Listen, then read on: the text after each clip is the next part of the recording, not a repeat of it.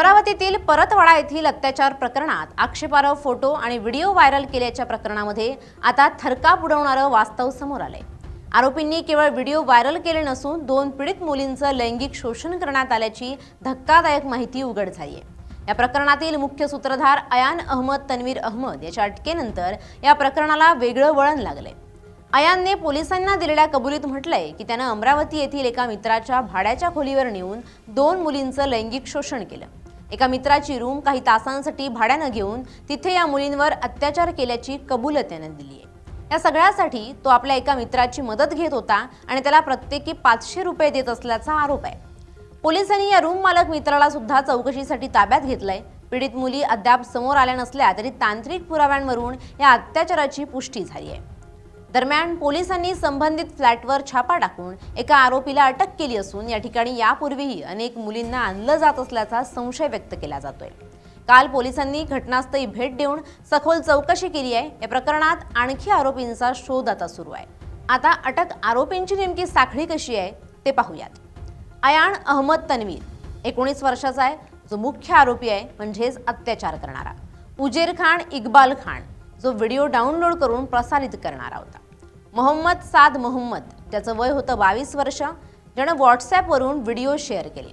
तर तरबेज खान तस्लीम खान, ज्याचं वय आहे 24 वर्ष, ज्यानं व्हिडिओ प्रसारात सक्रिय सहभाग दाखवलाय।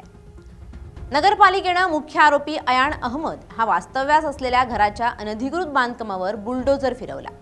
पालिकेला 1.5 महिन्यांपूर्वी प्राप्त झालेल्या तक्रारीवरून अयान अहमद याच्या घरावर अतिक्रमणासंदर्भात कारवाईची नोटीस बजावली आणि बुधवारी त्याची कार्यवाही देखील केली।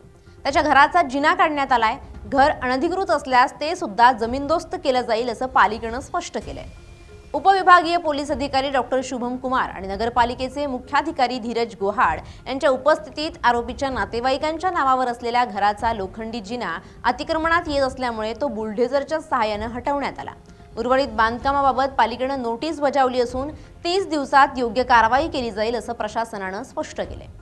तब्बल 18 अश्लील व्हिडिओ आणि 39 आक्षेपार्ह छायाचित्र सोशल मीडियावर व्हायरल केल्याच्या प्रकरणाचा सखोल आणि जलद गतीनं तपास करण्यासाठी पोलीस अधीक्षकांनी या प्रकरणामध्ये विशेष तपास पथकाची स्थापना केली आहे। या गुन्ह्याचं गांभीर्य लक्षात घेतलं तर यात एकूण 47 अनुभवी पोलीस अधिकारी आणि अंमलदारांचा समावेश करण्यात आलाय। या प्रकरणातील संवेदनशीलता पाहता पारदर्शक तपासासाठी ही विशेष तुकडी तैनात करण्यात आली आहे। सहाय्यक पोलीस अधीक्षक तथा अतलपूरचे उपविभागीय पोलीस अधिकारी डॉक्टर शुभम कुमार आणि SITचे प्रमुख म्हणून हे नियुक्त करण्यात त्यांची आलेली आहे। शहरातील परिस्थिती पाहता ठिकठिकाणी पोलिसांचा कडेकोट बंदोबस्त तैनात करण्यात आलाय। शहरात दगडफेक झाल्याच्या अफवा देखील पसरल्या होत्या, मात्र पोलिसांनी अशा कोणत्याही घटनेचा इन्कार केलाय आणि शांतता राखण्याचं आवाहन केलंय। अमरावतीतील या अत्याचारानं संपूर्ण जिल्ह्यासह महाराष्ट्र हादरलाय। अशोक खरात प्रकरणानं नागरिक हादरून गेलेले असतानाच हे प्रकरण समोर आल्यामुळे महाराष्ट्र पुन्हा एकदा सुन्न झालाय। कुठे नेऊन ठेवलाय महाराष्ट्र माझा असं म्हणत नागरिकांनी कायदा सुव्यवस्थेवर प्रश्नचिन्ह निर्माण केलंय। वेगवेगळ्या जिल्ह्यातून ऐकू येणाऱ्या या महिला अत्याचाराच्या बातम्या मनात असुरक्षिततेचं जाळं पुन्हा पुन्हा गडद करतायत।